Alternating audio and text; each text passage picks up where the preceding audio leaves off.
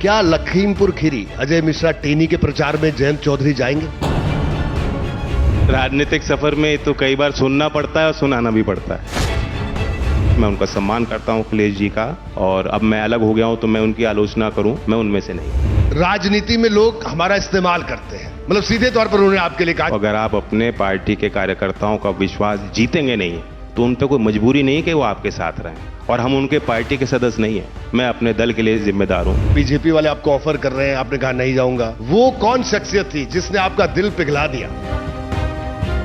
अभी जो समाजवादी पार्टी का जो कंफ्यूजन चल रहा है, क्या यही कंफ्यूजन इस गठबंधन के टूटने की वजह रहा? जो लोग निश्चितता के साथ अपने दल का संचालन नहीं कर सकते, वो प्रदेश और देश कैसे चलाएंगे? इस शिखर सम्मेलन में मैं रोहित सिंह सावल, और हमारे सत्र में हमारे खास मेहमान हैं जयंत चौधरी। किसी परिचय के मोहताज नहीं है। चौधरी साहब, आपका स्वागत है बीपी न्यूज में। धन्यवाद। पुरानी फिल्में और गाने सुनते हैं आप, और फिल्में देखते हैं? थोड़े पुराने हो गए तो वही फिल्में और वही गाने थोड़े बहुत पहचान में आते हैं अब।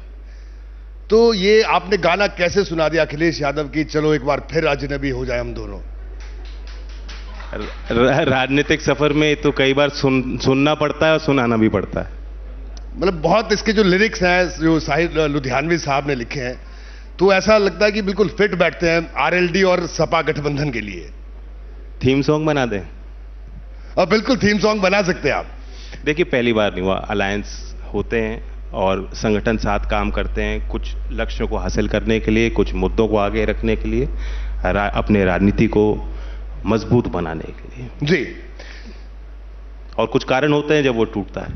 जी, कारण होते हैं। देखिए, मैंने सत्र की शुरुआत इसी बात से की, क्योंकि पहला आपका जो गठबंधन था समाजवादी पार्टी के साथ, विधानसभा चुनाव, वो बाई इलेक्शन आपने जीता, बहुत क्रूशल बाई इलेक्शन। मैंने वो कवर भी किया, आपसे बातचीत भी उस चुनाव के दौरान, और पश्चिमी उत्तर प्रदेश की जमीन पर उस बाई इलेक्शन में दिखा, क्योंकि बाई इलेक्शन में अमूमन माना जाता है कि सरकार जीतती है, लेकिन राष्ट्रीय लोकदल का प्रत्याशी वहां पर जीत जाता है। तो दिख रहा था कि इस गठबंधन की केमिस्ट्री भी दिख रही थी ग्राउंड पर। तो क्या आपको लगता है कि 24 आते आते वो केमिस्ट्री भी बिगड़ गई? देखिए, हर चुनाव एक नया चुनाव होता है।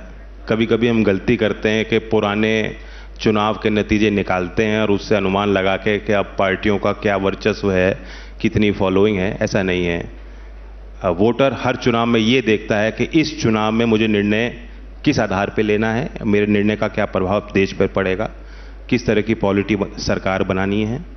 और इसलिए 2024 में जो अहम मुद्दे मतदाताओं के सामने हैं जी, और जो समाधान देश को पिछले 10 साल में जो केंद्र में सरकार चल रही है और अब यूपी में भी उन्हीं की पार्टी की सरकार है, जो वो समाधान पेश कर रहे हैं, उसे देखते हुए मुझे नहीं लगा कि उस मैट्रिक्स में उन सवालों का जवाब देने के लिए भी विपक्ष के पास कोई तैयारी, कोई रणनीति, कोई प्लान हो।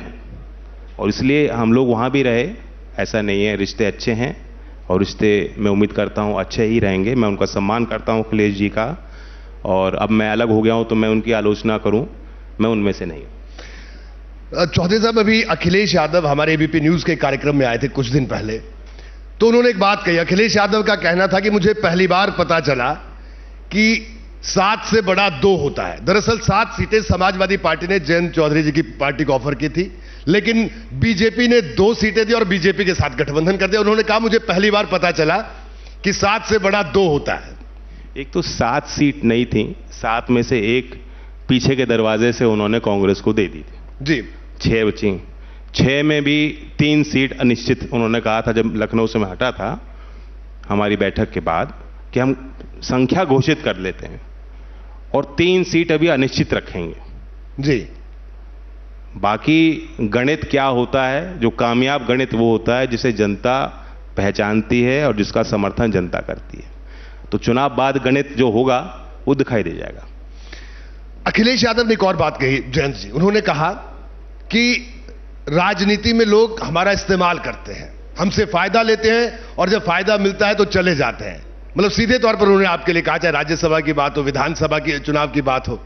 और उन्होंने कहा कि जब राज्यसभा में हमें जरूरत पड़ी तो जो विधायक साथ मिलकर लड़े वो भी बीजेपी की तरफ चले गए। ये कोई मजबूरी नहीं होती। आप कितने ही बड़े नेता क्यों नहीं हो, अगर आप अपने पार्टी के कार्यकर्ताओं का विश्वास जीतेंगे नहीं तो उन पर कोई मजबूरी नहीं कि वो आपके साथ रहें। और हम उनके पार्टी के सदस्य नहीं हैं। मैं अपने दल के लिए जिम्मेदार हूं। मुझे अपने दल के हित, अपने कार्यकर्ताओं की भावनाओं की कदर और आदर रखना है। और ये कहना कि हमने उनका फायदा लिया, जो सीटें वो जीते हैं उसमें भी लोकदल का एक योगदान। तो अब बंटवारा नहीं होना चाहिए कि नतीजा ऐसे कैसे आया कि सिर्फ समाजवादी के ही लोग लगे थे और समाजवादी ने ही लोकदल को जिता दिया। ऐसा नहीं होना चाहिए। ये दुर्भाग्यपूर्ण अगर ऐसी बात कही गई तो। जी, उन्होंने मंच पर ये बात कही थी। और जयंत जी ये बताइए, फिर अभी जो समाजवादी पार्टी का जो कंफ्यूजन चल रहा है, चाहे मुरादाबाद की सीट हो, रामपुर की सीट हो, प्रत्याशी बदलना, ऐन वक्त पर प्रत्याशी आना, क्या यही कंफ्यूजन इस गठबंधन के टूटने की वजह रहा आपका और समाजवादी पार्टी का जो गठबंधन टूटा? मैंने उनके कार्यशैली को, पद्धति को करीब से देखा है। वाकई मैं उसे अच्छी तरीके से समझ नहीं पाया हूं। विधानसभा में भी यही हमने देखा।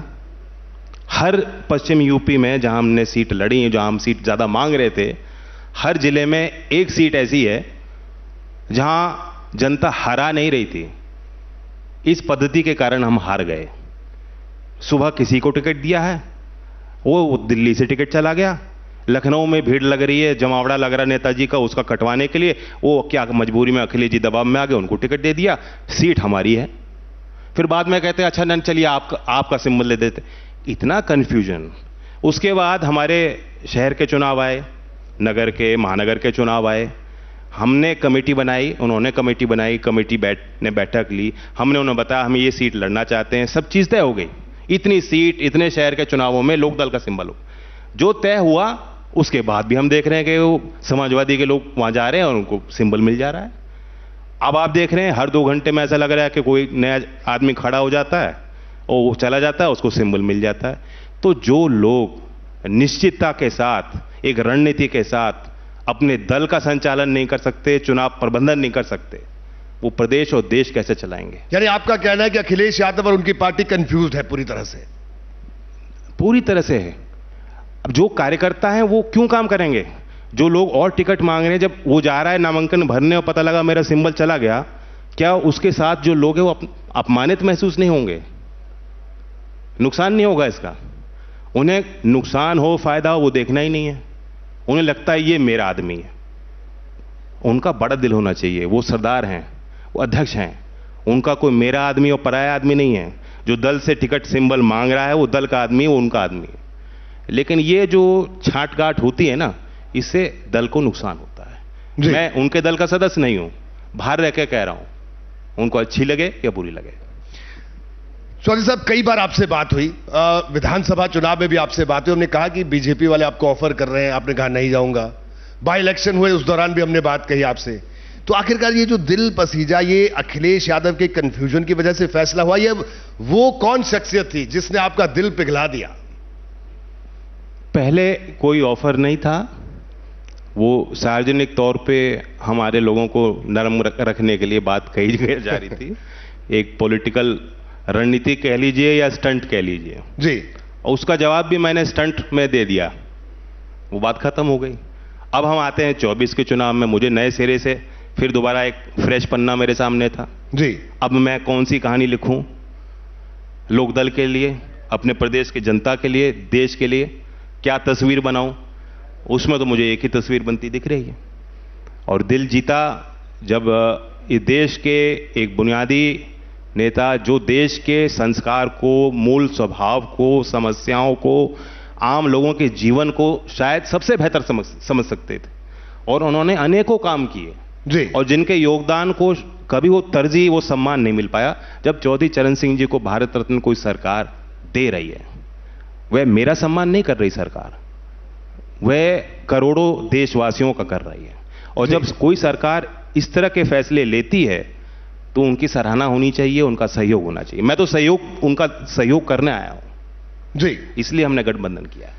तो मोदी जी कह रहे हैं 400 पार। आपने पश्चिमी उत्तर प्रदेश में अभी 1-2 दिन पहले कह दिया कि अब तो गन्ने का भाव भी 400 पार। तो ये दोनों 400 पार हो पाएंगे या दोनों ही बड़ी दूर की कौड़ी लगते हैं? कोई दूर की कड़ी नहीं है, दोनों एक दूसरे से जुड़ी हुई हैं। एनडीए की सरकार बहुमत में तब आएगी जब किसानों का विश्वास हम जीतेंगे जी। और ऐसा नहीं है, एनडीए में पहले से ही विचार किसानों के लिए अच्छे हैं, वरना चौधरी चरण सिंह जैसे किसानों के नेता का सम्मान ये सरकार नहीं करती। ये एक शुरुआत हुई है जी। उस पहल को देखते हुए हमने एक शुरुआत की है, इस विश्वास के साथ की है कि लोकदल की जो छोटी भूमिका रहेगी, जो हमारे जनप्रतिनिधि होंगे, जो कार्यकर्ता होंगे, वे किसानों के हित में सरकार के और अच्छे फैसले हम कराएंगे। और उसमें एक बात है कि गन्ने की सबसे ज्यादा पैदावार उत्तर प्रदेश में होती है, इंडस्ट्री को लाभ मिल रहा है।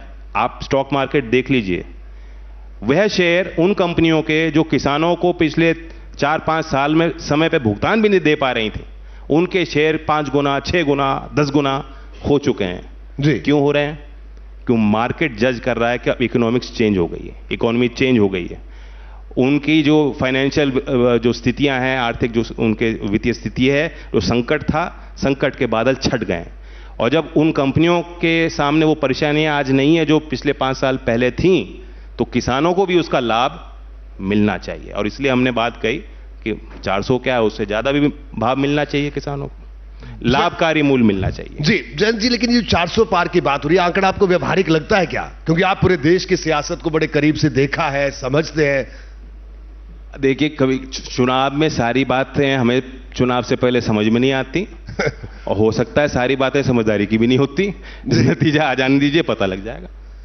एक बात है कि स्पष्ट दिखाई दे रही है, और मैं कल भी 2 सभा बिजनौर और अमरोहा करके आ रहा हूं, आज मैं दिल्ली में आपके साथ हूं। लगातार हम लोग फीडबैक ले रहे हैं, हमारे लोग चुनाव लड़ रहे हैं, लोगों को चुनाव लड़ा रहे हैं। मैं उनसे पूछ रहा हूं चुनाव क्या है? वो सब ये कह रहे हैं कि जब 2 प्रमुख पहलवान थे यूपी में और उन्होंने कहा हमें कुश्ती करनी नहीं, हम एक दूसरे के साथ खड़े हो गए। खासतौर से वेस्ट यूपी में जब आरएलडी और बीजेपी का अलायंस हो गया जी, तो कहीं कोई टक्कर लोगों को नहीं दिख रही। फिर भी मैं अपील करता हूं आपके माध्यम से मतदाताओं को, देश हित में तीसरा मैंडेट आप देना चाहते हैं, please bring out the vote. हर चुनाव में मतदान जरूर करें। जी जयंत जी, आपने भी जैसे कहा और मैं देख भी रहा हूं, आप लगातार बीजेपी के प्रत्याशियों के लिए प्रचार कर रहे हैं। जाहिर सी बात है गठबंधन के सहयोगी हैं, प्रचार आप करेंगे। कंवर सिंह तंवर के प्रचार में भी शायद आप कल थे, वहां पर अमरोहा में थे आप। क्या लखीमपुर खीरी अजय मिश्रा टेनी के प्रचार में जयंत चौधरी जाएंगे? अभी मैंने सोचा नहीं है, and to be very frank मैं थोड़ा अनकंफर्टेबल हूं। जी, तो वहां का जो किसान है, जाहिर सी बात है आपने वो आंदोलन देखा, आंदोलन लड़ा भी, वो देखा भी, वो असमंजस में है।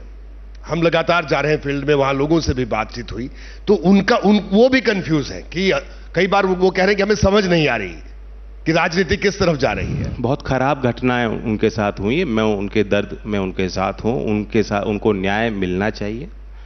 लेकिन ये लड़ाई व्यक्तिगत नहीं है, किसानों के कुछ अहम मुद्दे हैं और उनका समाधान करना भी आसान काम नहीं है। कभी कभी राजनीति में सिंपलिस्टिक सॉल्यूशन दिए जाते हैं लोगों को कि ये तुम्हारी समस्या है, ये कानून बन जाएगा, तुम्हारी समस्या हमेशा हमेशा खत्म। ऐसा नहीं है जी। तो किसानों को अपने आप को संगठित भी रखना पड़ेगा, अपनी राजनीतिक ताकतों को भी उनको और ताकत देनी पड़ेगी।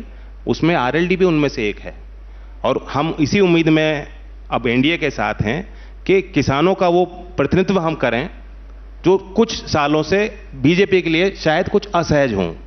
उनका विश्वास भी हमें जीतना है, उनको भी हम अपने साथ रखना है, उनके लिए भी हमें काम करना है। जयंत जी देखिए, अगर आप कोई बात कहते हैं तो वो सिर्फ कोई पश्चिमी उत्तर प्रदेश के लिए नहीं है, राजस्थान की बात हो, हरियाणा की बात हो, आपका परिवार, आप लोग सियासत करते हैं, इस पूरे राजनीतिक जीवन आप लोगों का रहा इन तमाम प्रदेशों में। तो जो किसान आंदोलन अभी चल रहा है, वो सरकार से बार बार बात कर रहे हैं, बात नहीं बनी, बैठे हैं किसान, उनको लेकर क्या कहेंगे? ये एक प्रक्रिया होती है। मैं कई आंदोलनों में मंचों पर रहा हूं, कई ऐसे आंदोलनों में मुझे फैसला लेना पड़ा है। जब फैसले की घड़ी होती है, जो आदमी जिम्मेदार है, जिसने लोगों को बुलाया है, बहुत चिंताएं होती हैं। कोई अनटूवर्ड इंसिडेंट ना हो जाए, कोई ऐसा ही घटनाक्रम ना हो जाए, आप जिम्मेदार हो। आपके कहने पे जो किसान संगठन हैं उनको भी जिम्मेदारी लेनी चाहिए। उनके कहने पे लोग वहां आए, बुजुर्ग हैं, परिवार के लोग हैं, काम छोड़ के आए हैं, खेत छोड़ के आए हैं, विश्वास के साथ आए हैं, तो उनकी जिम्मेदारी सरकार से कुछ ज्यादा बनती है कि वह भी समझें। बातचीत के मेज पर जब बैठा जाता है, कोई जिद नहीं होनी चाहिए, शर्तें नहीं होनी चाहिए। अपनी बात रखी जानी चाहिए, वो उनका हक है। किसानों की पीड़ाएं हैं। अगर कोई ये कहे कि किसानों को सबको बहुत बढ़िया भाव मिल रहा है, नहीं मिल रहा, सबको मालूम है। ये दिल्ली में हम लोग बैठे हैं, मिडिल क्लास, अपर एलीट क्लास भी ये जानती है कि किसानों के लिए सरकारों को और कुछ करना पड़ेगा, नए उपाय भी ढूंढने पड़ सकते हैं।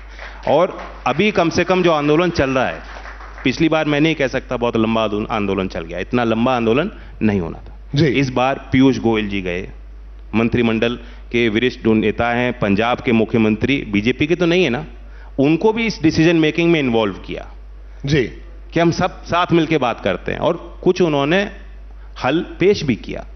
अब वो संगठन ने उस समय उन चीजों को नहीं स्वीकारा, उन्होंने फैसला लिया कि हम अभी भी बने रहेंगे। ठीक है, ऐसा नहीं है कि सरकार उनकी नहीं सुनवाई कर रही या हल नहीं निकालना चाहती। जी, अगर राष्ट्रीय लोकदल की सियासत को देखते हैं, राजनीति को देखते हैं, आपने एक तरह से नई शुरुआत की। इस बार आपने लोकसभा का चुनाव ना आप ना परिवार से कोई लड़ रहा था, नहीं तो एक बड़ा एक ऑब्वियस लगता था सबको कि या तो जयंत चौधरी चुनाव लड़ लेंगे, हो सकता है उनकी धर्मपत्नी चुनाव लड़ लें। तो ये जो शिफ्ट है राजनीति में, ये एक लंबे समय से एक भावना है लोगों के अंदर। सबको मालूम है राजनीतिक दल में पद लेना सबके लिए, आम लोगों के लिए आसान नहीं है जी। सब लोग आना भी नहीं चाहते, सब लोग, ऐसा नहीं है कि सब लोग चुनाव लड़ना चाहते हैं, बहुत लोगों को मालूम है सबके बस का काम ये है नहीं जी 24/7 काम है, पूरा फोकस हर छोटी कमी पे जो है आप लोग सीधा कैमरा डालते हो, और कोई बात किसी से छुपती नहीं है, तो उस तरह का फोकस के लिए हर एक व्यक्ति तैयार नहीं होता।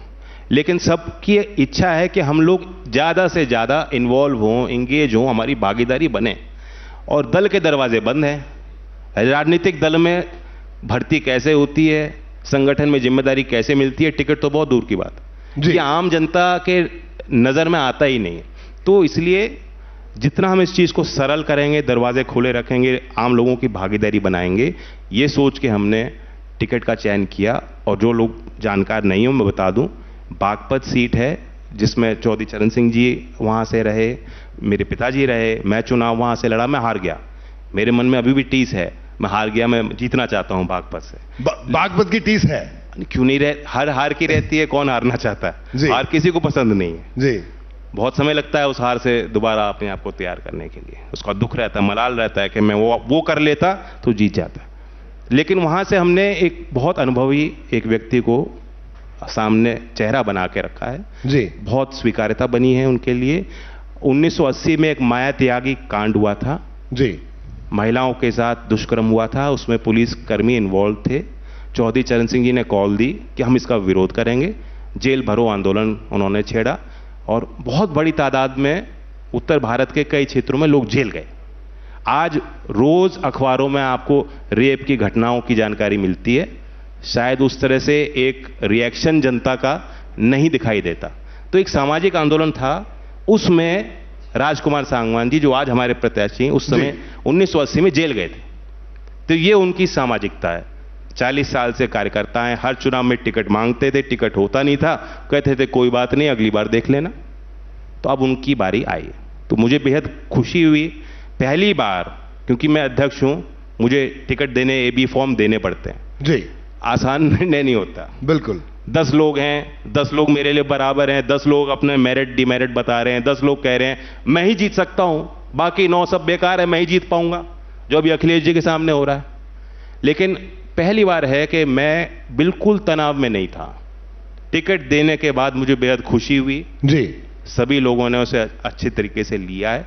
जो और टिकटार्थी भी थे वे भी कह रहे हैं कि नहीं टिकट अच्छा हो गया। जैन जी, आपने पश्चिमी उत्तर प्रदेश की जो परंपरागत राजनीतिक शैली है उस शैली से इतर होने की कोशिश की। उसके लिए कई बार आपको हो सकता है संगठन के भीतर भी आलोचना का शिकार होना पड़ा, क्योंकि हम वो आलोचना सुनते रहे। अभी मैं एक वाकया बताता हूं, शायद वो छात्र यहीं बैठे हुए स्टूडेंट थे अभी, तो अभी मैं जा रहा था जब बाहरी सेशन से पहले, तो उसने मुझे रोक के पूछा कि आप कौन सा सेशन करेंगे। मैंने कहा जयंत चौधरी। तो वो आपको ऐसे नहीं पहचानते, बोला अच्छा जयंत चौधरी, बोला वो आएंगे, वो साफा पहन के सफेद कुर्ता पैजामा। मैंने कहा नहीं वो ऐसे नहीं आएंगे। तो ये जो आपकी शैली है, चाहे वो व्यक्तित्व हो और जैसे रोजमर्रा की जो आपकी रूटीन रहती है, वो पश्चिमी उत्तर प्रदेश की जो परंपरागत राजनीति है उससे इतर है, तो उसका फायदा हो रहा है, ये नई जनरेशन की राजनीति है। आप गांव में अभी भी चले जाएंगे, यूथ कौन से कपड़े पहन रहा है वो देख लीजिए। वैसे मैंने उनको पता क्या कहा था, मैं आपको बताऊं, स्टूडेंट को मैंने कहा था, वो वैसे चौधरी साहब को देख के मन करता है बोलने का राम राम, लेकिन उनको देखोगे तुम हाय चौधरी साहब कहोगे। क्यों कह सकते हो, चौधरी साहब कहने की भी जरूरत नहीं है। जी कह सकते हैं। ये मेरा मूल स्वभाव है जी, कोई मैं मुखौटा नहीं पेश कर रहा हूं। दिल्ली में मैं आपको बता दूं, मैं कुर्ता पजामा कम ही पहनता हूं, क्योंकि दिल्ली में यहाँ जब चलते हो ना कुर्ता पजामा पहन के, पूरी दुनिया ऐसे देखती है कौन है। और कभी कभी अच्छी नजर से नहीं देखते। जी, ज्यादातर बार अच्छी नजर से नहीं देखते। उससे बेहतर है ऐसे कपड़ों में जाओ तो लोग सोचते हैं कि यार ये आदमी कहीं मैंने देख रखा है इसको। कंफ्यूजन में रहते हैं वो लोग। जी, अब कपड़ों से एक बात और याद आ गई मुझे, केजरीवाल साहब की। वो आम आदमी, तो वो भी अपना बड़ा सादा जीवन, उच्च विचार, उनका ये आदर्श रहा है। अभी जो स्थिति है, क्या कहेंगे उस पर आप? जो उन्होंने उदाहरण पेश करना चाहा, उस बल पे पार्टी का निर्माण हुआ। एक सामाजिक आंदोलन के बाद उन्होंने राजनीति में आने का फैसला लिया। बहुत आम लोगों का उनका सहयोग उनको मिला, चंदा मिला। वो विश्वास बनाए रखने के लिए जो शुचिता और ईमानदारी की बात, नैतिकता की बात उन्होंने की है, उसे उनको अब निभाने का वक्त है। जी, इतना ही कहूँगा। चौधरी चरण सिंह जी का हम बहुत किस्से लोगों को मालूम है। एक बार ये हुआ कि उनका टर्म खत्म हो गया था और सरकारी गाड़ी से उसी समय जो उनको जानकारी मिली वो उतर गए थे। लखनऊ की वारदात है। कई ऐसे किस्से हैं। सो अब टाइम इज कम, वो बक पास नहीं कर सकते। जेल में इतने संगीन आरोप उन पे हैं, वहां अंदर रह के सरकार दिल्ली की नहीं चल सकती। दिल्ली की जनता के साथ वो नाइंसाफी होगी। वो कह रहे हैं ईडी सीबीआई का गलत इस्तेमाल होता है। आप भी 10 साल विपक्ष में रहे, कभी आप पर भी ईडी सीबीआई वालों ने निगाहें उठाई, देखा आपकी तरफ? नो, नॉट रियली, कभी नहीं। तो ये ईडी सीबीआई का गलत इस्तेमाल हो रहा है देश में या नहीं हो रहा है, बताइए। मुझे एक्सपीरियंस नहीं, तो मैं नहीं कह सकता। मैं नहीं कह सकता, लेकिन वो औरों पे आरोप लगा के उन पे जो आरोप है उससे नहीं बच सकते जी, कि हाँ मुझ पे आरोप है, उस पे भी हैं, अरे उस पे भी हैं, अरे उस पे भी हैं। आप तो ये कह रहे थे कि आप उन सब से अलग हो ना। जी, सही है कि नहीं? हाँ, नई राजनीति कर रहे थे। तो फिर वॉक द टॉक। इसलिए, और सबसे बड़ी बात है, आपने संविधान की शपथ ली है, आप ऐसे पद पे हो, ऑफिशियल सीक्रेट्स एक्ट का उल्लंघन हो जाएगा। फाइल जो आपके नजर की है वो फाइल आप तक पहुंच नहीं सकती। समय पे निर्णय, हमें कुछ मालूम है, कल को कोई आपातकालीन कोई ऐसी स्थिति आ जाए कि दिल्ली के नागरिकों के लिए कोई तुरंत उनको फैसला लेना हो, कैसे लेंगे वो? फिर भी उनके पार्टी के लोग कह रहे हैं नहीं वो अंदर हैं, लेकिन तब भी हम जो वही हमारे मुख्यमंत्री हैं। तो बहुत गलत निर्णय वो ले रहे हैं, गलत मिसाल स्थापित कर रहे हैं। वो अलग अपनी कानूनी, वो कह सकते हैं कि नहीं पीपल रिप्रेजेंटेशन एक्ट में कहीं नहीं लिखा जी, लेकिन कानून की उस धारा से मत जाइए, कानून के स्पिरिट से आप जाइए। कानून का स्पिरिट ये है, भले आप अभी कन्विक्टेड नहीं है, लेकिन आप जिस पोस्ट पे हैं और आपकी बहुमत की सरकार दिल्ली में जरूर है, उस सरकार को चलाने की अब नौबत आपकी नहीं। जन जी, आखिरी 2 सवाल। ये मुख्तार अंसारी की खबर आपने सुनी होगी, बांदा जेल में हार्ट अटैक से मौत हुई। कांग्रेस का कहना है, समाजवादी पार्टी का कहना है, आरजेडी का कहना है इसकी जांच होनी चाहिए, क्या कहेंगे आप? तो जांच तो होगी, जांच तो नॉर्मल प्रक्रिया में होगी। जहर देके मारा गया। पोस्टमार्टम शायद डॉक्टरों के पैनल के सामने होगा, उनकी रिपोर्ट आप आ जान दीजिए क्या कारण है, और अगर कोई दोषी होगा उनके खिलाफ कानून के तहत कार्रवाई होगी। और सच ये भी है कि देश में लाखों लोग अंडर ट्रायल हैं, जेलें भरी पड़ी हैं, कैपेसिटी से 10 गुना ज्यादा कैदी उन जेलों में हैं। ये बातें हम लोग कहते नहीं है, इसका भी कोई हल निकलना चाहिए। जितनी उनके जो चार्ज जिन लोगों पे है, जितनी सजा उसमें नहीं है चार्जशीट में, उससे ज्यादा लोग ऑलरेडी जेल में बंद हो चुके हैं और उनकी हियरिंग नहीं हो पा रही। तो जुडिशियल प्रोसेस में रिफॉर्म, सुधार कैसे हो, न्यायिक प्रक्रिया में कैसे सुधार हो, क्योंकि justice delayed is justice denied. जी, मैं उनकी बात करूंगा, अकेले मुख्तार अंसारी जी की बात करना क्यों। आखिरी सवाल, उत्तर प्रदेश में कितनी सीटें आपको लगता है कि एनडीए जीतेगा? वो कहना जो है आसान है, लेकिन कठिन सवाल पूछिए ना। ये पूछिए कि विपक्ष कितनी जीतेगा। चलिए बताइए, विपक्ष कितनी? मुझे वो ढूंढनी पड़ रही हैं। कोई नहीं दिख रही आपको? ढूंढनी पड़ रही है कि विपक्ष कौन सी जीतेगा। मैनपुरी, रायबरेली, आजमगढ़, अमेठी। लड़ाई है, जनता को तय करना है। लेकिन ये कह दूं विश्वास के साथ नहीं नहीं वो तो विपक्ष ही जीत रहा है, नहीं, मैं एक भी सीट यूपी की ये नहीं गिना सकता कि विपक्ष ही जीत रहा है। मैं आपको कई ऐसी सीटें हैं जो गिना सकता हूं कि कोई चुनाव ही नहीं है, ये तो एनडीए ही जीत रही है। लेकिन जैसे कुछ सीटें हैं पश्चिमी उत्तर प्रदेश के, हम संभल की बात करें, हम रामपुर की बात करें, मुरादाबाद की बात करें, जो मुस्लिम वोटर है, देखिए पश्चिमी उत्तर प्रदेश में 36 बिरादरी की बात है, आपकी पार्टी के साथ चलती रही है चौधरी साहब के जमाने से। लेकिन अब बड़ा सवाल यह है कि अब आप भारतीय जनता पार्टी के साथ खड़े, एनडीए के साथ खड़े हैं, जो जिन पर हिंदुत्व की राजनीति करने का आरोप लगता है, बात कहते हैं, तो आपको लगता है कि वो मुस्लिम वोटर आपके साथ एनडीए में आ जाएगा, वो सपा के साथ नहीं जाएगा? राजनीति है कि आप जब मेज पे बैठते हैं तो सहमति किन बातों पे बनती है। सारी लोकदल की बात नहीं मानी जाएंगी, सारी उनकी नहीं मानी जाएंगी, वो अपने एजेंडे पे काम करेंगे, हम लोग अपने एजेंडे पे काम करेंगे। और अल्पसंख्यक के लोग जो खास तौर से मुस्लिम लोकदल के साथ रहा है, उनका विश्वास बना के रखना मेरी जिम्मेदारी है और मैं उनको विश्वास दिलाता हूं कहीं कोई हमारे क्षेत्र में तनाव नहीं होगा, जो दंगे हुए दंगे रिपीट हम लोग नहीं होने देंगे। कहीं कोई हमें संभावना दिखती है सबसे पहले मैं वहां जाऊंगा। हमारे मुस्लिम विधायक हैं, मुस्लिम लीडर हैं, एक्स एमपी हमारे पार्टी में है, किसी ने पार्टी को छोड़ा नहीं, सबके साथ मशवरा करके हमने निर्णय लिया। सब ये कह रहे थे कि यही संभावना है, देश के लिए अच्छी संभावना है, यहां रहकर हम लोग विश्वास के साथ जनता के बीच रहेंगे और काम करेंगे। और मुझे दिखाई दे रहा है हमें वोट मिल रही है, ऐसा नहीं है। जब नारा भी सबका साथ और सबके विश्वास और विकास की बात हो रही है, वो सिर्फ नारा नहीं, धरातल तक उसको पहुंचाने के लिए प्रयास हो रहे हैं। और कोई पक्षपात मुझे नहीं दिखाई दे रहा। जो सेंट्रल स्कीम्स पहले अलग परिस्थिति थी, ब्यूरोक्रेट के हाथ में बहुत कुछ था, सत्ताधारी दल के कार्यकर्ता तय करते थे लाभार्थी कौन होगा, अब नहीं है जी। डायरेक्ट बेनिफिट जो ट्रांसफर हो गया, सीधा खातों में जो लाभ पहुंचाया जा रहा है कि आप यहां डिजाइन कीजिए, संसाधन सीधा जो है लाभार्थी के खाते में और सीधा प्रभाव उनके घर तक पहुंच रहा है। उसमें कोई पक्षपात पॉसिबल नहीं है जी। तो उसमें उससे वंचित मुसलमान कहां है, उसका लाभ उनको मिल रहा है जी। जैन जी आपका बहुत बहुत शुक्रिया इस पूरी बातचीत के लिए और चुनाव है, आपको शुभकामनाएं। एक बार फिर मुलाकात होगी चुनावी रण में आपके साथ। हम भी शिखर पे पहुंचे जी बिल्कुल बिल्कुल। तो जयंत चौधरी हमारे साथ मौजूद थे जो कि उत्साह से लबरेज हैं और उनका यह कहना है कि सबका साथ, सबका विकास और सबका विश्वास के एजेंडे के साथ एनडीए उत्तर प्रदेश में 80 की 80 सीटों पर मजबूती से लड़ रहा है और उनका कहना है कि विपक्ष उन्हें दिखाई नहीं दे रहा है।